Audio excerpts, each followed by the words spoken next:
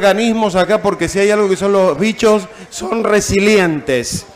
Y en segundo lugar, vieron muchachos y chicas que el doctor Wall tenía razón. Este tema de él, ya que me nombró a mí, yo voy a nombrarlo a él.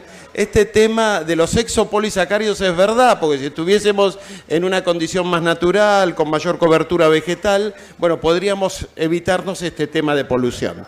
Bueno, a mí lo que me toca hablar en 15 minutos, que Pablo me dijo 15 minutos y nos vamos, me sacan de acá del escenario. Yo lo que quisiera plantear, esto ya lo sabemos que los bichos son muchos, que hacen muchas cosas y encima, en esto hago un enfoque, se han bancado muchísimas cosas a lo largo de mucho tiempo.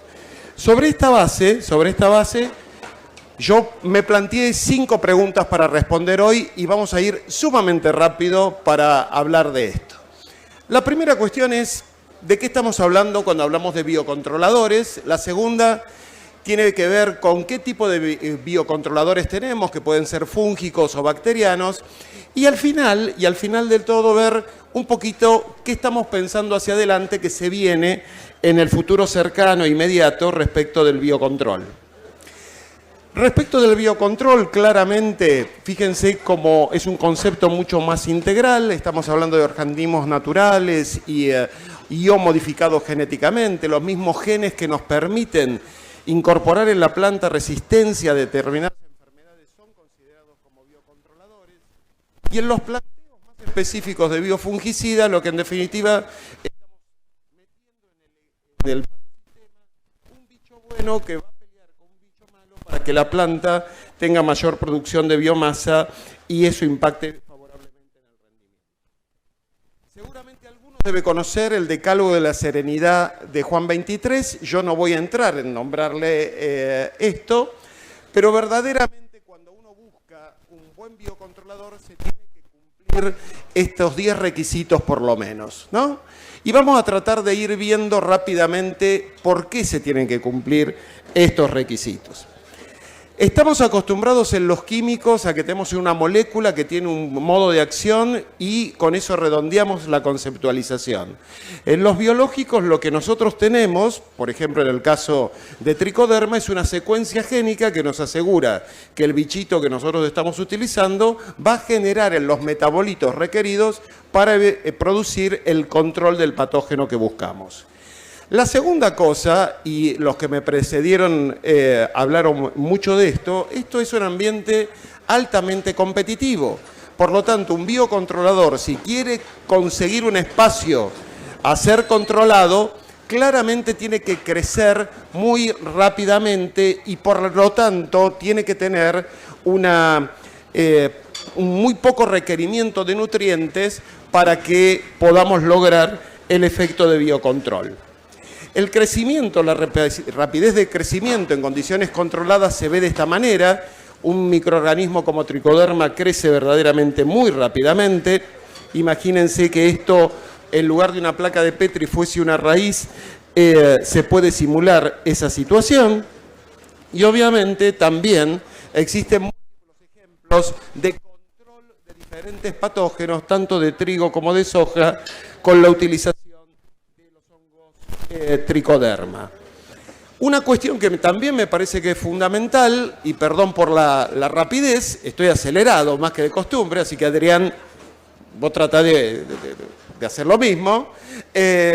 Básicamente, la gran adopción que ha habido de este tipo de tecnologías es que se puede adaptar fácilmente a lo que estamos acostumbrados ya a nivel de lote de producción, con la misma maquinaria, y de que son productos residuos ni de alteración del ambiente significativos. Una cuestión que lo tenemos tal vez más, no todo, seguro que algunos o todos los que están acá han tenido anginas, ¿no es cierto? Angina bacteriana. Bueno, es un bichito ese que forma colonia y es un bichito malo, ¿no? No necesariamente los bichos son todos buenos o son todos malos, como se planteó también, sino que aquí lo que nosotros tenemos que lograr con diferentes microorganismos es que convivan sobre una semilla de soja en donde coloco mi brad y coloco mi tricoderma y de esa manera logro la productividad que estoy buscando tomando ventaja de las características y propiedades de Brady y también del hongo antagonista. La otra cuestión, ¿no?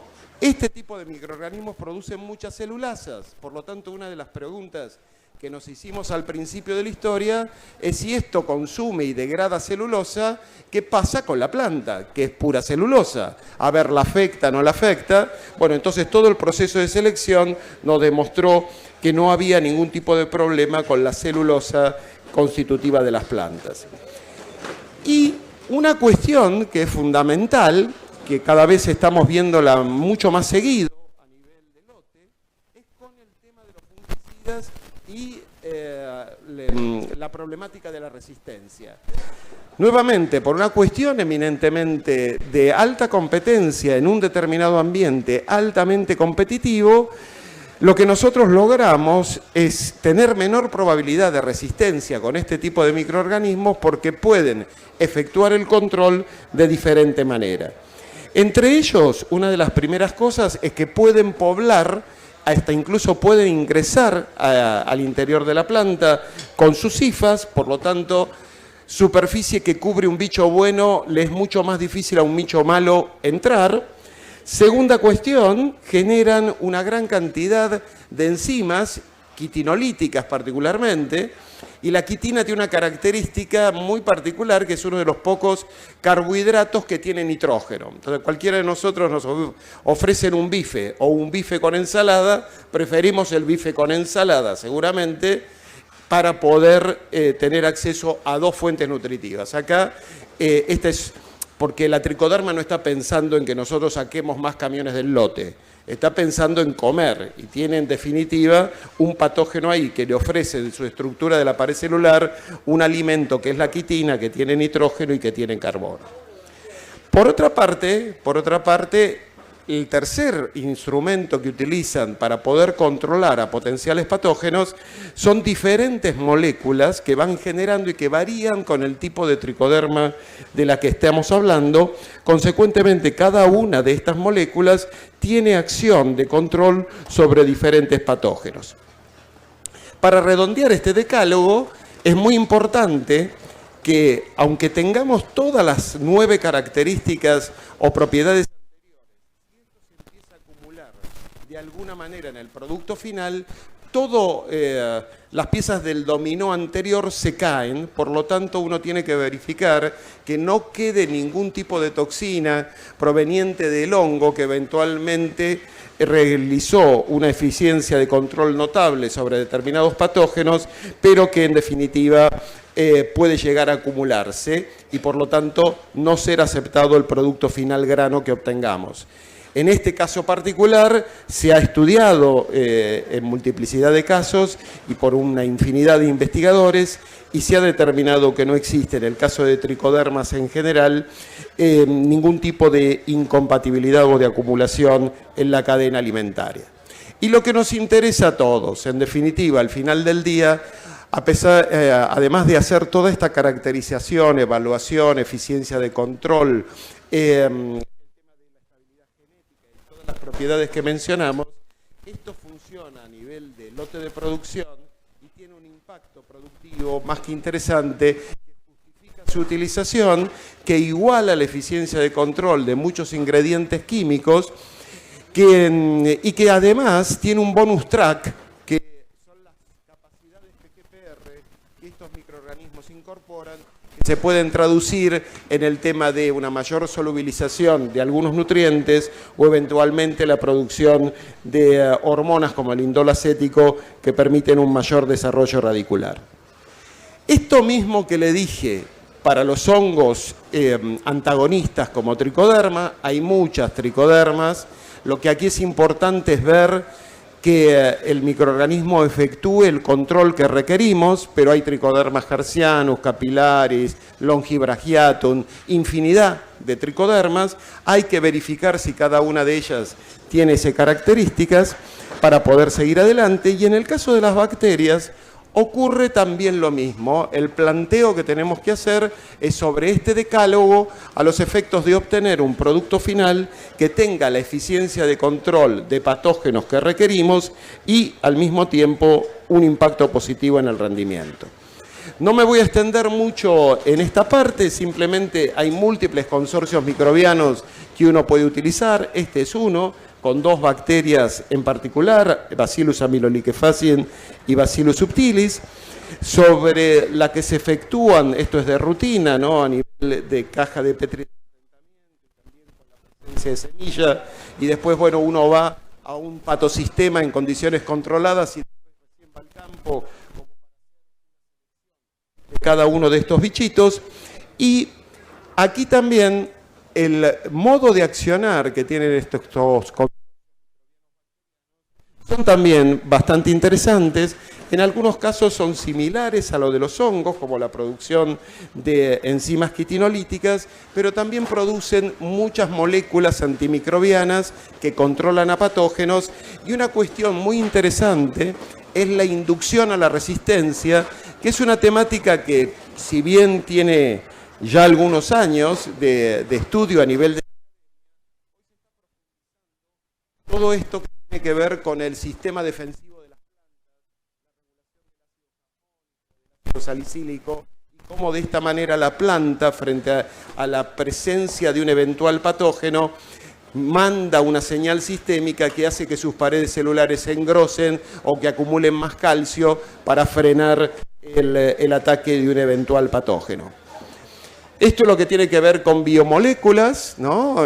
Claramente, si nosotros sacáramos esa caja de Petri y saco el nombre de este compuesto, que es una bacilomicina, es en definitiva un formato similar al que tiene una molécula química de control, pero obtenida a partir de una célula que produce esto. Y también hay innumerable cantidad de moléculas que nos ayudan en el control de patógenos, como surfactinas, citurinas, entre otras. Estas son las enzimas quitinolíticas que les comentaba, que en esto se correlacionan con el tema de las tricodermas. Y esta es la temática de la inducción a la defensa de las plantas a través del manejo del salicílico y el jasmónico y el impacto que esto tiene en preservar a la planta del eventual ataque de un patógeno, frenando su accionar. Esto también lo tenemos que llevar a campo. De hecho, esto son ensayos de campo de varios años. Estos son impactos que tenemos en el rendimiento. Y como todo microorganismos, estos consorcios tienen efectos de control, pero también actividad bonus, como la PGPR. Por lo tanto, también no solamente la eficiencia de control viene por el lado del control básicamente de los patógenos, sino también de la inducción al crecimiento de las plantas. Esto es lo que les comentaba, diferentes bonus track que pueden venir según sea el microorganismo que utilicemos, desde la solubilización de un nutriente hasta la producción de una hormona. ¿Y cómo voy con el tiempo? Voy rápido, eso sí. ¿Están vivos? No los veo, así que ahí muevan la mano, más o menos me voy orientando. Eduardo, ya no te desconozco, ya estás completamente negro, tenemos la pelada igual. Esto es para la historia, vamos a salir en la revista Caras. ¿Cómo estamos? Tengo que cerrar, parece. 3 cosas. ¿Cómo vemos el futuro? Hoy se habló, acá tenemos una gran parte del futuro. La posibilidad de secuenciar en forma masiva genomas nos permiten encontrar cosas que eventualmente podemos utilizar como para poder producir diferentes tipos de moléculas que nos ayuden al control de patógeno. La segunda cosa, que es un poco controversial, modificamos genéticamente plantas, modificamos animales, pero bueno, creo que hay una oportunidad para seguir avanzando en el desarrollo de cepas genéticamente modificadas. Todos los laboratorios estamos llenos de mutantes. Y por otro lado, esta conceptualización de utilizar a la célula como una verdadera fábrica para producir moléculas que nos permitan obtener un determinado objetivo de control. Termino con esto, ¿no? Que fue lo que estuvimos viendo a lo largo de todo el día. Este señor fue el padre de la microbiología agrícola de suelo. Es raro porque conjuga una condición doble de ucraniano y ruso al mismo tiempo, porque nació en Ucrania y sin embargo trabajó en San Petersburgo. Y él nos dijo, hace muchos años atrás, que el futuro de la agricultura puede ser posible si la agronomía trabaja guiada por la microbiología. Le dejaría este mensaje final y cumplí con los 16 minutos que usted me dijo, Pablo. Chau.